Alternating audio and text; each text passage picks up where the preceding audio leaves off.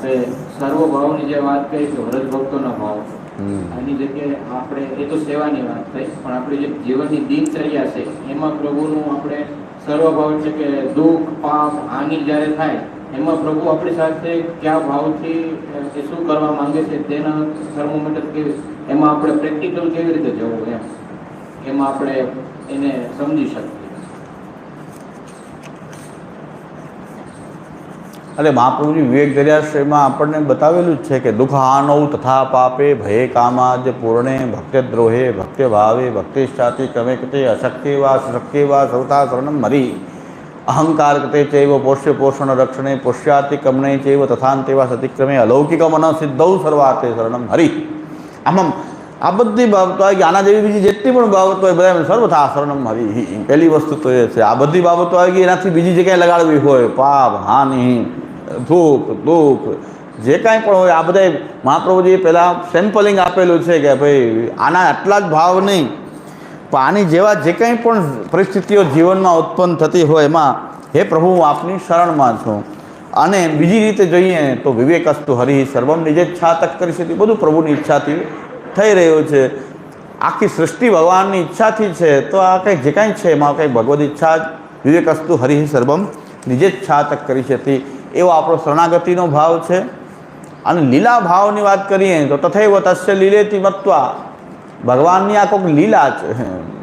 આખી સૃષ્ટિ પણ ભગવાનની લીલા છે, તો એમાં પ્રકટ થતી આ બધા નામ રૂપ કર્મ પણ કંઈ ભગવાનની, આ બધા નામ રૂપ કર્મ અલગ અલગ છે. એમાં કર્મ અલગ અલગ, ચાલો કે સુખ છે દુઃખ છે હાનિ છે લાભ છે જીવન છે મરણ, તો એને લીલા રૂપથી જોવું કે ભગવાનની આ કોઈક લીલા છે. એ નામ રૂપ અને કર્મ બધું ભગવાન બન્યો છે, તો આ જે કંઈ થઈ રહ્યું છે એ પણ ભગવાનની જ કોઈક લીલા છે અને ભગવાન જ એ રૂપે કંઈક આ લીલા કરી રહ્યો છે. બે દ્રષ્ટિ છે, શરણાગતિની દ્રષ્ટિ પણ છે અને ભક્તિ દ્રષ્ટિ પણ છે. શરણાગતિમાં તો સર્વથા શરણમ હરિ, દરેક વસ્તુમાં આપણી માટે તો આ જ લાગુ પડશે. લીલા કાંઈ આપણે ભલે બોધ કોઈ મહાન થતો હોય તો થાય, બાકી પરિસ્થિતિ ઉત્પન્ન થાય તો લીલા કાંઈ યાદ આવતી નથી. ત્યાં તો સર્વથા શરણમ હરિ, પ્રભુ આપની શરણમાં તો દુઃખી ન થતા હોય તો લીલા બોધ કહેવાય કે ભાઈ દુઃખ આવ્યું છે દુઃખ નથી થતું. આજ નંદલાલ મુખચંદ નૈનન નિરખી પરમ મંગલ ભયો ભવન મેરે. પુત્ર મૃત્યુ પામ્યો અને ગુસાઈજી બધાયા કે પરમ મંગલ ભયો ભવન મેરે. એ લીલા દૃષ્ટિ લીલા બોધ છે કે આ તો પ્રભુ ગુસાઈજી પધાર્યા તો પછી આજ નંદલાલ મુખચંદ નૈનન નિરખી પરમ મંગલ ભયો ભવન મેરે. એ લીલાનો બોધ છે કે દુઃખ નથી લાગતું પણ કંઈક લીલા લાગી રહી છે, પણ એ તો બહુ ઊંચી વાત છે. પણ આપણી માટે તો હે પ્રભુ આ મને દુઃખ થઈ રહ્યું છે તો એનો મતલબ કે હવે આપની શરણમાં છું, દુઃખમાં પણ આપની શરણમાં છું, દુઃખમાં પણ હું આપની શરણમાં છું.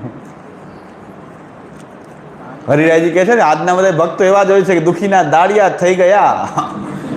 હરિરાયજી કહે જામનગરવાળા હરિરાયજી મહારાજ શ્રી કહે છે કે બધા મોટા ભાગે સેવા કરનારા એમ જ કહેતા હોય છે દુઃખીના દાડિયા થઈ ગયા. તો દુઃખીના દાડિયા થઈ ગયા તો શું થયું? ક્લિષ્ટો ભવતી સર્વથા. બધા આવા જ ક્લેશ પામેલા આજના જમાના લોકાર્થી બધા આવા જ હોય છે આજના જીવો. એમ હું નહીં હો, આજના જીવો હો, અમે નહીં, અમે તો પુરુષોત્તમ, પણ જીવો તો આવા જ હોય છે કે એહિકમ મેં ભવતું ઇતિ ન્યાય ન અહિકમ મેં ભવતું. મારું કાંઈક લૌકિક સિદ્ધ થઈ જાય, દુઃખીના દાડિયા થઈ ગયા, અને આવા જ ભાવથી સેવામાં પ્રવૃત્ત બધા થતા હોય છે. જગન્ય અધિકારીઓ હીન અધિકારીઓ, તો એ બધું એ રીતનું છે કે તો પછી હવે દુઃખીના જો દાડિયા થઈ ગયા તો શરણની ભાવના જ કરવી જોઈએ.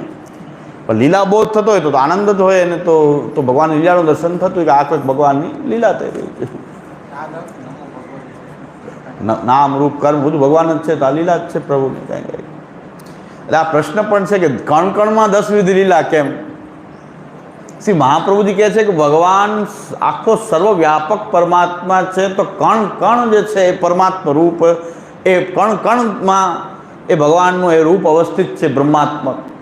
આખું સૃષ્ટિ બ્રહ્માત્મક છે. તો હવે કણ કણમાં જો આખી સૃષ્ટિ બ્રહ્માત્મક છે તો મહાપ્રભુજી કહે છે કણ કણમાં ભગવાનની 10 વિધ લીલા ખાલી કૃષ્ણ નથી કરી રહ્યો, પણ એનું કણ કણ આ માઇકમાંય 10 વિધ લીલા છે ને ચશ્મામાંય 10 વિધ લીલા છે. બધા આ વાત બધે જો જાહેર પ્રસારણ થશે ને તો કે આનું મગજ, આ એક મહારાજનું મગજ ફરી ગયું છે, ચશ્મામાં 10 વિધ લીલા કહે છે, માઇકમાં 10 વિધ લીલા કહે. આ મૂર્ખાઓએ પણ ગ્રંથ જોયો નથી, એમાં મારી શું ભૂલ? તમે મૂર્ખ થયા અને આખી આખી જિંદગી પુષ્ટિ માર્ગમાં કાઢી અને શ્રી મહાપ્રભુજીની વાણીનો સ્વાધ્યાય ન કર્યો, એમાં મારો શું દોષ? તોય ગાળ મને જ આપે, પોતે ગ્રંથ વાંચ્યો નહીં, પાછી કે આવું કહે છે ઠાકોરજીની લીલા હોય કે ચશ્માની લીલા હોય? તો કણ કણ મહાપ્રભુજીની વાત કોઈ વાંચો તો ખરા. હા, તમે મૂર્ખાઓએ વાંચ્યું નહીં અને મેં થોડું ઘણું વાંચ્યું કે સાંભળ્યું, તો એમાં મારો દોષ. અમે ન ભણ્યા ને તમે કેમ ભણ્યા? ભાઈ, એ દોષ. અમે નથી ભણ્યા તો તમે કેમ ભણી શકો? આ દોષ હોય તો પછી ભલે રહે દોષ, ચાલવા દો, જવા દો ને નૌકા કિનારે કિનારે જવા દો, થવા દો.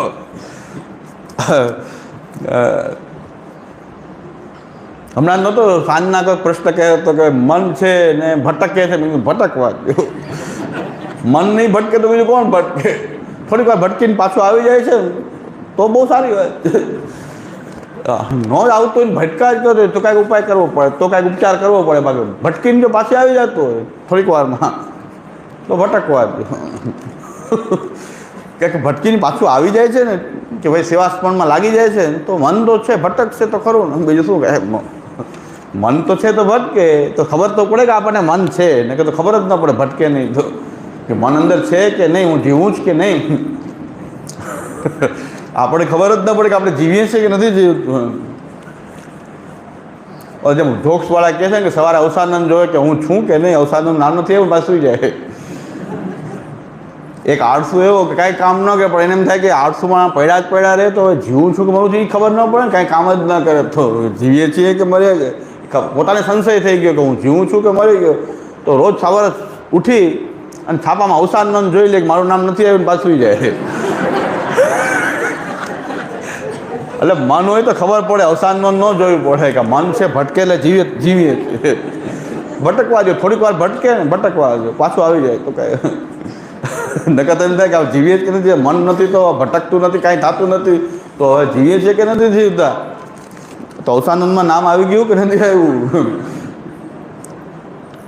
એટલે એવું છે કે ભટકીને પણ પાછું આવી જતું તો આપણે આવી જાય એ કામ.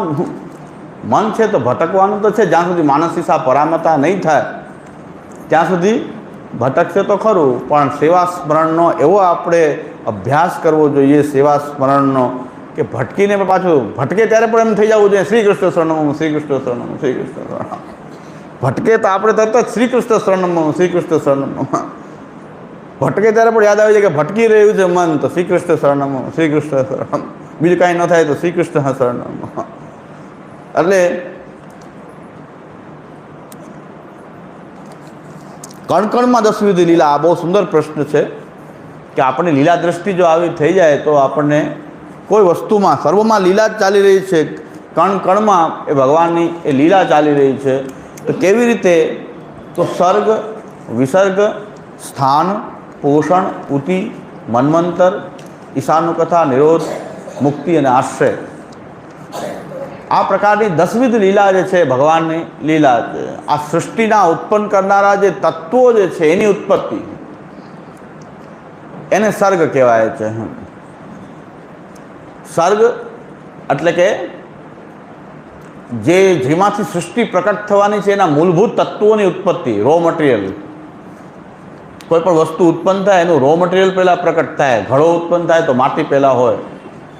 માટી એ રો મટીરિયલ છે જેમાંથી ઘડા વગેરે માટીના પાત્રો બનશે. તો એ તત્વોની ઉત્પત્તિને સર્ગ કહેવાય. સાવ સાદી ભાષામાં આપણે તત્વોની ઉત્પત્તિ જે છે એ સર્ગરૂપ છે. વસ્તુ ઉત્પન્ન થઈ ગઈ પછી એ ધર્મ, અર્થ, કામ અને મોક્ષ આદિ પુરુષાર્થો એની સાથે જોડાય, એ વિસર્ગ થઈ ગયો. એ વિસર્ગ થયું કાંઈક, પછી એની સાથે કંઈક પુરુષાર્થો જોડાય તો વિસર્ગ. પછી એને એ વસ્તુ ઉત્પન્ન થઈ ગઈ પછી યોગ્ય સ્થાનમાં એને સ્થિતિ આવશ્યક છે. તો એને યોગ્ય સ્થાનમાં એને એ સ્થિતિ, એ સ્થાન છે, એને સ્થાન માં એ રહે. પછી એનો સંભાળ, સાર સંભાળ એ આવશ્યક હોય, એનું પોષણ છે, સાર સંભાળ રાખવી. પછી ઉતિ. ઉતિ એટલે સારી અને ખરાબ વાસના એની સાથે જોડાયા છે, તો ઉતિ થઈ ગયું, એની સાથે વાસના જોડાય છે. પછી મન્વંતર એ વાસનાનો સંસ્કાર, સદ્ધર્મ રૂપ એનો સંસ્કાર એ મન્વંતર છે, સદ્ધર્મ. એમાં અસદવાસના અને સદવાસના એને દૂર કરી પછી એનો સંસ્કાર એક ધર્મના રૂપમાં થાય, એ મન્વંતર. પછી કંઈક ભગવાનની ભક્તિ એની સાથે જોડાય તો ઈશાનું કથા. એ ભગવાનમાં એ નિરુદ્ધ થવાની લીલા, એ નિરોધ લીલા. પછી એના અન્યથા રૂપનો ત્યાગ થઈ પાછા મૂળ રૂપમાં સ્થિતિ થાય તો એ મુક્તિ થઈ. અને અંતમાં બધા જ પદાર્થો જે છે એ બ્રહ્મની અંદર, એટલે કે જે અક્ષર બ્રહ્મ જે છે એમાં બધા જ પદાર્થો જે છે એમાં વિલીન થઈ જાય. જે વિલીન થયેલા પદાર્થો પણ પાછા એ બ્રહ્મમાં એ ભળી જાય, આશ્રય. તો આ દસવિધ લીલાનો આવો ક્રમ છે. દરેક વસ્તુમાં વિચાર કરીએ તો 10 લીલા બધાયમાં જોડાયેલી છે. જેમ કે ઘડો, માટીનો ઘડો, માટલું, એની પહેલાં માટી ઉત્પન્ન થાય તો માટી એ સર્ગ છે. પછી એમાંથી કંઈક ઘડો બન્યો, માટી જે છે એને આ રીતે કુંભાર ને ચાકડો ને એના દ્વારા એને ઘડાનું રૂપ મળ્યું, એ વિસર્ગ થઈ ગયો. સર્ગ એના મૂળ તત્વોની ઉત્પત્તિ, પછી એમાંથી એનું ઘડો બનવું તો એ થઈ ગયું, વિસર્ગ થઈ ગયું. પછી ઘડાને આપણે યોગ્ય જગ્યાએ રાખ્યો છે. યોગ્ય જગ્યાએ રાખ્યો એટલે કુંભારે પોતાના માલ તરીકે વ્યવસ્થિત જગ્યાએ ક્યાંક રાખ્યો હોય તો એ સ્થાન થઈ ગયું. આપણે ઘરમાં કોઈ લઈ આવીએ તો આપણે પણ યોગ્ય જગ્યાએ એને રાખીએ, સ્થાન. પછી હવે આ ઘડાને સાચવીએ, ફૂટી ન જાય, કોઈ કંકરી ન લાગી જાય, કોઈ ધૂળ ન લાગી જાય, પોષણ, એનું પોષણ કરવામાં આવે કે ભાઈ આને સાચવીને રાખીએ, નહીં તો પાછો 250 રૂપિયાનો ઘોડો ફૂટી જાય તો પાછો તકલીફ થાય. ભાવ વધતા જાય, ઘડાને ભાવ વધતા જાય, માટલું અત્યારે મોંઘું થતું જાય. એટલે એ પોષણ કરીએ એનું, કે એને યોગ્ય સંરક્ષણ આપવું, તો એનું પોષણ. પછી પોષણ પછી ઉતિ, એની સાથે વાસના જોડાઈ જાય કે આ ઘડો મારે પાણી પીવા માટે બહુ જરૂરી છે, મારો ઘડો, વાસના એની સાથે જોડાઈ ગઈ છે. આ મારું માટલું છે, મારે પાણીને કે પીસ કેમ જો માટલું નહીં હોય તો વાસના, એની સાથે વાસના જોડાઈ ગઈ છે તો ઉતિ થઈ ગઈ. ઉતિ લીલા, ઘડાની ઉતિ લીલા, કે કોઈ વ્યક્તિ એને પોતાના પાણી પીવા માટે પોતાનું માની લે છે, એની ઉતિ લીલા છે. ઘડાની પણ કંઈક ઉતિ લીલા છે. આ તો મહાપ્રભુ જ વિચારી શકે, બીજું કોઈ વિચારી ન શકે. મહાપ્રભુ કહે છે બધામાં મારો કૃષ્ણની જ આ લીલા છે, માટલું રૂપ પણ કૃષ્ણ છે. આપણે તો ભગવત સ્વરૂપમાં એમ કહીએ છીએ કે આ ઠાકોરજી જે છે એ નિધિ નથી ને આ ઠાકોરજી નિધિ છે ને પ્રતિનિધિ છે, ને આચાર્યચરણ તો એમ કહે છે કે માટલું પણ કૃષ્ણની 10 લીલાથી ભરપૂર છે. કણ કણમાં, માટીના કણ કણમાં 10 લીલા ચાલી રહી છે. આપણે ઠાકોરજીમાં માનવા તૈયાર નથી.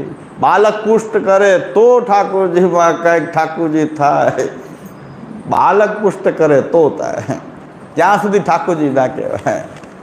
તો બાળકનું સામર્થ્ય કેવું?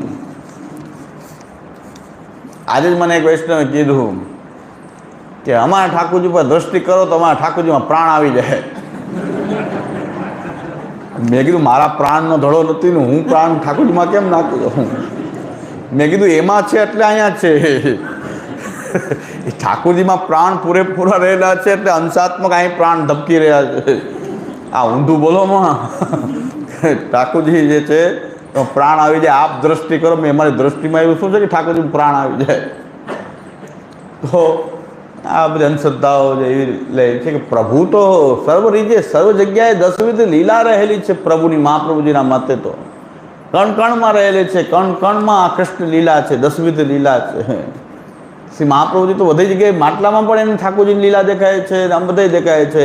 આપણે શ્રી મહાપ્રભુજીનો આશ્રય નથી કરતા, એટલે આપણને આપણા ઠાકોરજીમાં પણ કૃષ્ણમાં સંદેહ થાય છે કે આ કૃષ્ણ છે કે નહીં. અરે ભાઈ, માઇકમાં આ દસવિધ લીલા છે, આ ચશ્મામાં દસવિધ લીલા છે. હવે મહાપ્રભુજીને વાંચ્યા ન હોય, ક્યારે મહાપ્રભુજીના ગ્રંથો જોયા ન હોય, એટલે આવી વાત સામાન્ય ધ્રાસકો લાગી જાય કે આ કેવું બોલે છે. હા, એક જ આ ગાંડાવાળા શું કરતો હોય છે. એટલે કણકણમાં સ્થાન અને પોષણ, પછી ઊંચી થઈ ગયું, વાસના જોડાઈ ગઈ એની સાથે, કોકની વાસના જોડાઈ ગઈ કે આ ઘડો મારો. સદવાસનાય હોય ને અસદવાસનાય હોય. કોઈ દારૂ ભરવા માટે ઉપયોગ કરે છે તો અસદવાસના છે, કોઈ એને ઠાકોરજીની મતની તરીકે ઉપયોગ કરે તો અહીંયા સદવાસના પણ જોડાઈ જાય. પ્રભુની સેવાનું કંઈક સામગ્રી પણ બની શકે, કોઈ દારૂ ભરવા માટે રાખી શકે. સદસદવાસનાનો એ લીલા પ્રકટ થઈ જાય. પછી એ વાસનાઓનો સંસ્કાર સદ્ધર્મ રૂપ એનો ધર્માર્થ ઉપયોગ કરવામાં આવે. કોઈ યજ્ઞ આદિમાં, ધર્મમાં, ધર્મ કાર્યમાં, અથવા તો પવિત્રતાથી કોઈ પાણીયારામ પધરાવે તો સદ્ધર્મ રૂપ જે છે સંસ્કાર થઈ ગયો, મન્વંતર. ત્યાર પછી એ ભગવદ્ ભક્તિ, એની સાથે કંઈક ભગવદ્ ભક્તિ જોડાઈ જાય છે, ભગવદ્ ભક્તિ સાથે એનો સંબંધ થઈ જાય તો પછી ત્યાં ઈશાનું કથાની લીલા જે છે, ઈશાનું કથા એ શરૂ થઈ જાય. ભગવદ્ ભક્તિ સાથે એ જોડાઈ જાય કે ઘડો જે છે એ ઠાકોરજીની જારીજીના મતની તરીકે એને પધરાવવામાં આવે તો ત્યાં એનાથી કંઈક ભક્તિ થઈ તો ઈશાનો કથા થઈ ગઈ. પછી નિરોધ, એ નિરોધ જે છે કે હવે ઘડાનું સ્વરૂપ પણ એવું જ્ઞાન થાય કે આ ઘડો નથી પણ એમાં તો સાક્ષાત શ્રી યમુનાજી બિરાજે છે. એવું ભાવનાપૂર્વક કોઈ ઘડાને જોવા માંડે કે આમાં તો ઠાકોરજીની જારીજીનું જલ એ તો શ્રી યમુનાજી બિરાજવાનું આ પાત્ર થઈ ગયું. તો ત્યાં નિરોધ થઈ ગયો કે અહીં તો ભગવાન જ, ત્યાં ઘડો ન રહ્યો પણ હવે કંઈક સેવાની સામગ્રી રૂપે ભગવાન જ છે, તો ત્યાં નિરોધ થઈ ગયો. ત્યાર પછી ઘડાને ઘડા રૂપે ન જોતા એ સાક્ષાત ભગવદાત્મક છે એમ જોવામાં આવે તો ઘડો હવે ઘડો નથી પણ ભગવાનનું એક કોઈ રૂપ જ છે, રૂપ નામ વિભેદે. તો એ મુક્તિ થઈ ગઈ. ત્યાં મુક્તિ લીલાની સાથે જોડાયેલી છે કે મુક્તિ થઈ ગઈ, હવે ઘડો ઘડો નહીં પણ ઘડો પણ કંઈક ભગવદ રૂપ છે. તો મુક્તિ થઈ ગઈ. અને પાછો ઘડો જે છે એ પાછો માટીમાં ભળી જાય અને માટી પાછું એ પંચમહાભૂત રૂપ એ અક્ષર બ્રહ્મ ભગવાનના સદંશથી પ્રકટ થાય છે, એમાં પાછું એ સ્થિત થઈ જાય. છેલ્લે આશ્રય થઈ ગયો. બધી સૃષ્ટિ જ્યારે ભગવાનમાં એ વિલીન થઈ જાય તો આ ઘડો પણ હવે ઘડો નહીં, એ પણ હવે ભગવાનના સ્વરૂપમાં એ લીન થઈ જાય તો ત્યારે એનો આશ્રય લીલા એ પ્રકટ થઈ ગઈ. તો આશ્રય લીલા થઈ ગઈ. હવે તો દરેક સાથે આ દસવિધ લીલાનો સંબંધ એ દરેક જગ્યાએ પ્રકટ થઈ રહ્યો છે. મહાપ્રભુ કહે છે બધે દસવિધ લીલા ચાલી જ રહી છે, દસવિધ લીલા ચાલતી રહે છે, સર્વત્ર જગ્યાએ ચાલે છે. આપણામાં પણ ચાલી રહી છે, આપણી પણ દસવિધ લીલા છે, આપણામાં પણ દસવિધ લીલા. જ્યાં જ્યાં વિચારો ત્યાં દસવિધ લીલા છે. આવું વિચાર આપણે થતા થઈ જઈએ તો શ્રી મહાપ્રભુજી કહે છે તમને કણ કણમાં ભગવાનની લીલા દેખાશે. કણ કણમાં ભગવાન લીલા દેખાય તો સુખ દુઃખ આદિ હાનિ લાભ જીવન મરણ મુક્તિ બધામાં કોઈ ભગવાનની કોઈ લીલા જ થઈ રહી છે એવું લાગવા માંડે ત્યારે તો સર્વાત્મ ભાવ પ્રપંચ વિસ્મૃતિપૂર્વક દૃઢ ભગવદ આસક્તિ થઈ જાય. એટલે કણ કણમાં આવી દસવિધ લીલાનો સંબંધ રહેલો છે એ શ્રી મહાપ્રભુજીએ આપણને બતાવ્યું. બધે જોતા થઈ જાય એટલો અભ્યાસ કરવો પડે. દસવિધ લીલા બધે જ દેખાવા મળે તો બધે ભગવાનની લીલા છે. તો ભગવત સ્વરૂપ જે ઠાકુરજી બિરાજે છે એ સાક્ષાત જો કૃષ્ણનું રૂપ છે તો પછી હવે દસવિધ લીલા તો અહીંયા સ્વાભાવિક રીતે દર્શન થવી જ જોઈએ. જો કણ કણમાં છે તો આપણા સ્વરૂપમાં કેમ નહીં? એમાં ગોસ્વામી બાળકો સ્પર્શ કરે તો જ થાય, નકર ન થાય એવું નથી. પણ સંપ્રદાયની ભાવના દ્રઢ કરાવવાની આ રીત છે કે ભાઈ ઠાકોરજી પુષ્ટ કરાવવાથી આપણો ભાવ વધુ દ્રઢ થાય છે.